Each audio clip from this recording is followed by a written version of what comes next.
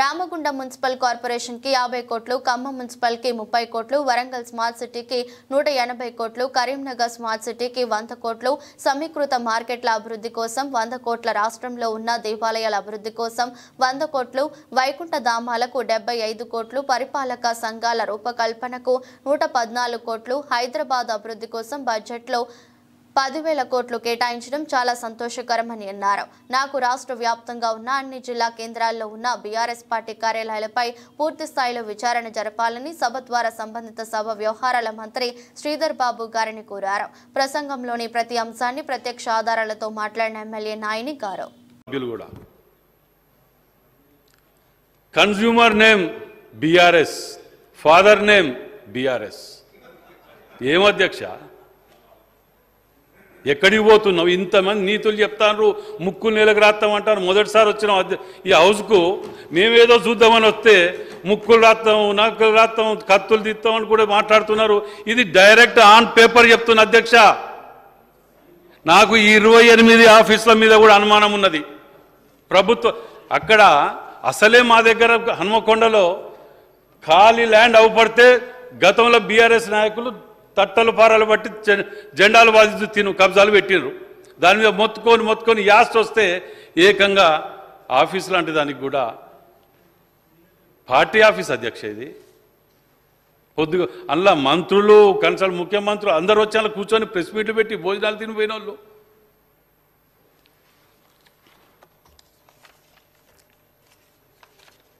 బిల్లులు కానీ అధ్యక్ష, మేము ప్రతిదీ కూడా ఇప్పుడు ఈ ఆఫీస్లో దీని మీద మేము ప్రత్యేకంగా మంత్రి గారిని, శ్రీధర్ బాబు గారిని మేము రిక్వెస్ట్ చేస్తున్నాం అధ్యక్ష.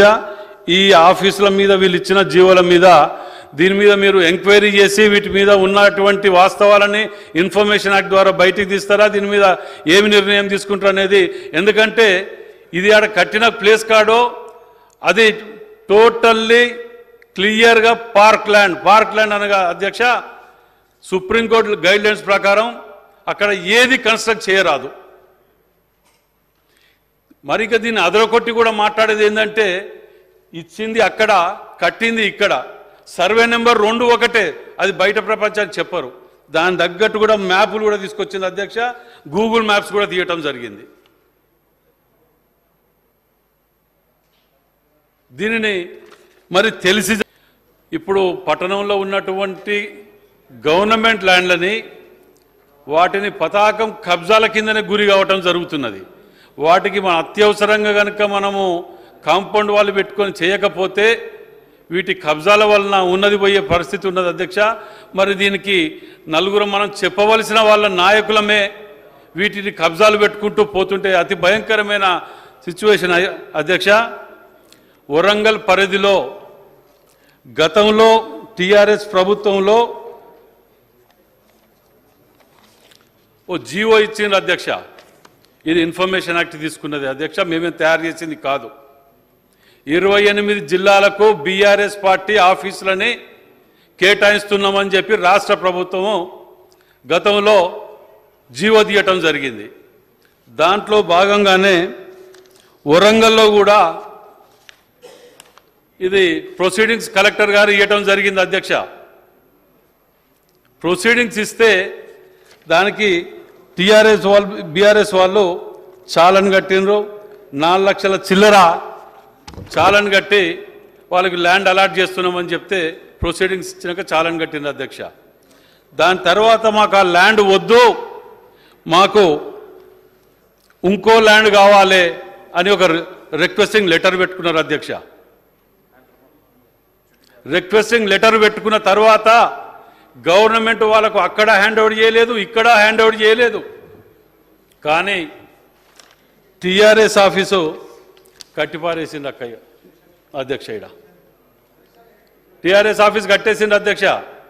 దీనికి మరి పర్మిషన్ ఉన్నదా? పర్మిషన్ లేదు.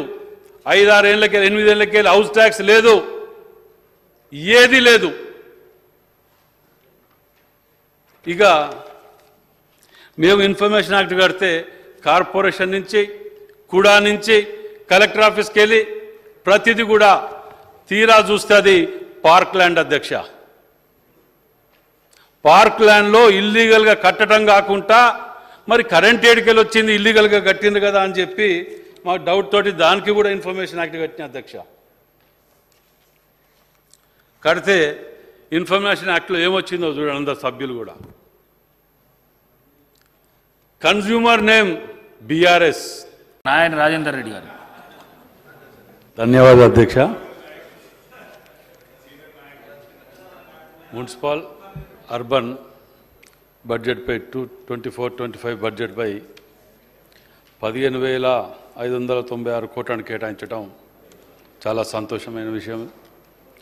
గతంలో కంటే 4,512 కోట్లను అదనంగా కేటాయించడం కూడా నిజంగా ఒక సంతోషకరమైన విషయం. మరి గతంలో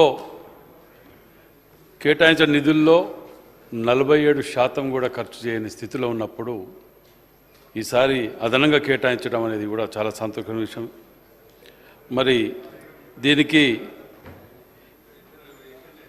రామగుండం మున్సిపల్ కార్పొరేషన్కు 50 కోట్లు, ఖమ్మం కార్పొరేషన్కు 30 కోట్లు, వరంగల్ స్మార్ట్ సిటీకి 180 కోట్లు, కరీంనగర్ స్మార్ట్ సిటీకి 100 కోట్లు, అమృత్ పథకం కింద 150 కోట్లు కేటాయించడం.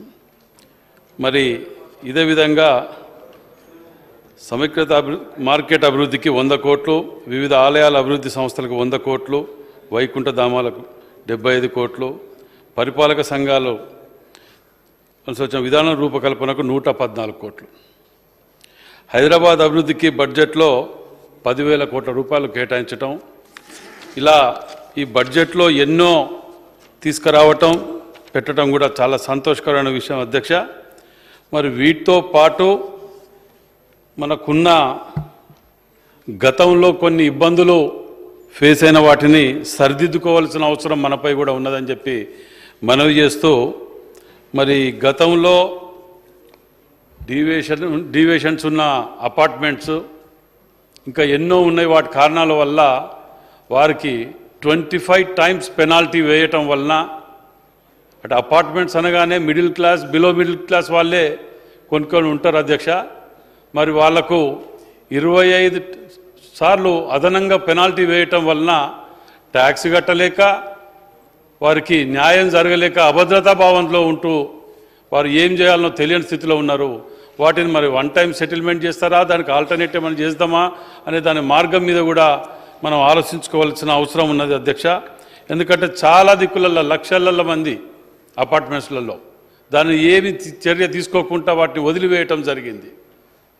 కాబట్టి వారి సెటిల్మెంట్ దానికి తీసుకుంటానికి ఒకటి అధ్యక్ష. మరి అదేవిధంగా కార్పొరేషన్ పరిధులలో వరంగల్ ప్రత్యేకంగా చూస్తే, మరి మిగతా వాటిని కూడా చూసినాం అధ్యక్ష. వరంగల్లో చూస్తే జీతాలు ఇవ్వటానికి కానివ్వండి, శానిటేషన్లో బండ్లు ఖరాబ్ అయితే కూడా రిపేర్ చేయించడానికి కూడా డబ్బులు లేవు అనే స్థితిలో ఇలా దాన్ని వదిలివేయటం జరిగింది. ఎందుకంటే గత ప్రభుత్వంలో డబ్బు మొత్తం ఆన్లైన్ అని చెప్పి పేరిట హైదరాబాద్లో జమ చేస్తే వారికి దయాదాక్షిణాలు ఇచ్చినంతనే దాని మీద ఖర్చుతో నడిచింది తప్ప ఎక్కడ కూడా ఇది లేకుండా పోవటం వలన లాభసాట్లో ఉన్నటువంటి కార్పొరేషన్ ఇలా నష్టాలకు వెళ్ళిపోయే పరిస్థితికి వచ్చింది అధ్యక్ష. మరి కార్పొరేషన్ పరిధిలో ఇంకా చాలా కూడా గతంలో ఎన్నో డబ్బులు ఇస్తామని వచ్చి హైదరాబాద్ తర్వాత అతిపెద్ద నగరం అని ప్రతిసారి చెప్పుకుంటూ నిధులు కోట్లలో ముచ్చట చెప్పు, ప్రతి సంవత్సరం 300 కోట్లని ఇది అది అన్ని చెప్పి ఏ రోజు కూడా తీసుకొచ్చి ఇచ్చిన దాఖలు లేకపోవటం వలన ఇవాళ కార్పొరేషన్లో నిజంగా కూడా ఎమర్జెన్సీ ఫండ్ కింద పెడితే కూడా మొన్న మేము రిక్వెస్ట్ చేసుకొని మళ్ళీ గుంటలు వానలు పడితే కొట్టుకోవటం జరుగుతుంది అధ్యక్ష. మరి ప్రతి సంవత్సరం వానలు పడితే కార్పొరేషన్లో మునగటం జరుగుతుంది. అది దాన్ని సరి చేయవలసిన అవసరం ఉన్నది అధ్యక్ష. మరి ఇంతే ఇదొకటి ఉన్నది అనగానే ఇంకా విచిత్రమైన విషయం ఏంటంటే అధ్యక్ష, వరంగల్లో కార్పొరేషన్ పరిధిలోనే గతంలో చాలా నాలాలు, కుంటలు, చెరువులు వీటన్నిటిని కబ్జాల వలన పట్టణం మునిగిపోతానికి కారణం అనేది క్లియర్గా కొట్టొచ్చినట్టు అవుపడ్డది ఉన్నది కూడా అధ్యక్ష.